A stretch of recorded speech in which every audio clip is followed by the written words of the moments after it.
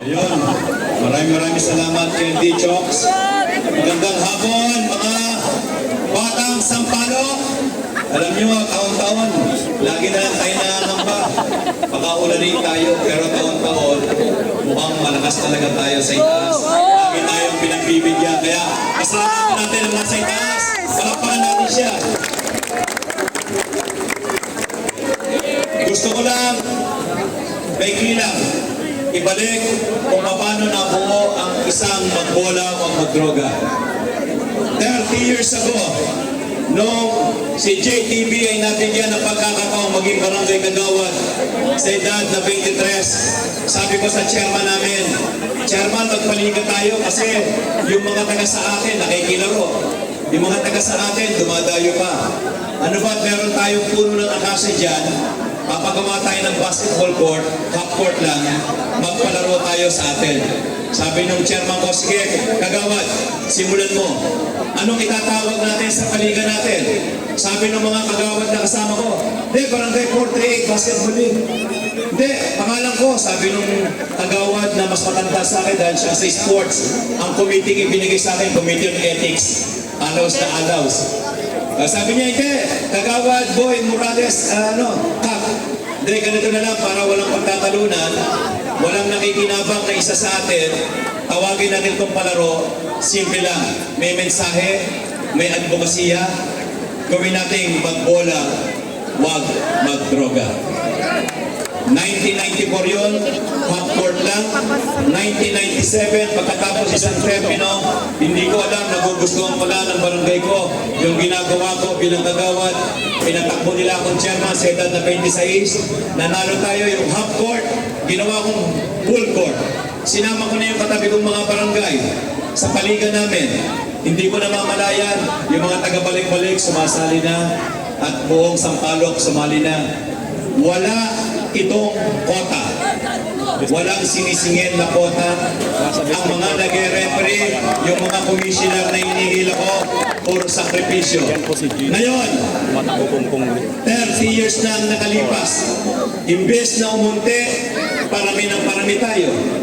Ibig sabihin, maganda yung organisasyon, maganda ang paliga. Dahil kung pangit ito, huwag na tayong sumali dyan. Pangit, hindi nakatapos yan, lagi nagkakagulo.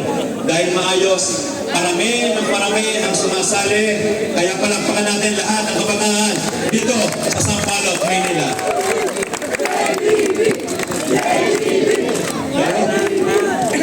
Nabanggit na, dahil 30th season to, ang papremyo ni JTB at ng mga commissioners sa magcha-champion, 10,000 sa champion, 5,000 sa runner-up.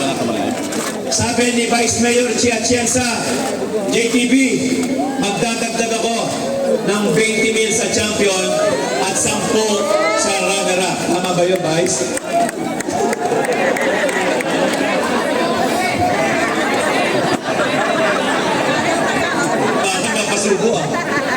Kung may 10 ako, may FNF si Vice Mayor Chi, ang magcha-champion ngayong 30th season, tatanggap ng 30,000 pesos! At 15 sa 5 division. Eh ganon, kasaya ito. Sabi ni Vice Chi, JTB, kailan nyo matatapos to? Kailangan bago magsimbang gabi, tapos na kami. Ha? 300 teams, 2.5 buwan lang paglalaruin. Opo, kabisado na namin. Bagamat may challenge sa atin. Maraming salamat sa mga kaibigan kong barangay chairman na nagpapagamit ng mga court nila. Palakpakan natin.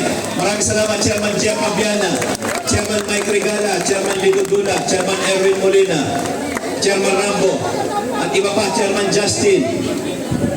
Mababawasan tayo ng venue. Yorme, nandito ngayon, nakatingin ang mga kabataan. Pagpasensyahan nyo na. Sa taong ito, hindi na tayo makakalaro sa Dapitan Sports Complex. Bawal lang pangalang JTB doon. Pag nakita nilang JTB lalaro sa Dapitan, bawal. Ngayon nga, inimbita ko, awarding sa may Andalusia. Tumawag yung kaibigan ko, pare, pasensya na. Bakit? Diretso ako dyan, pagkatapos ng opening. Pare, pasensya na. Kinausap ako ng mga staff dito, nalaman ikaw ang darating, bawal ka raw dumating kasi baka matanggal sila sa trabaho. Kaya sa pagkakataong ito, mga kasama, Yorme, nakikiusap kami para makabalik na at makalaro kami sa Dapitan Sports Complex. Pwede ba? Bumalik ka na.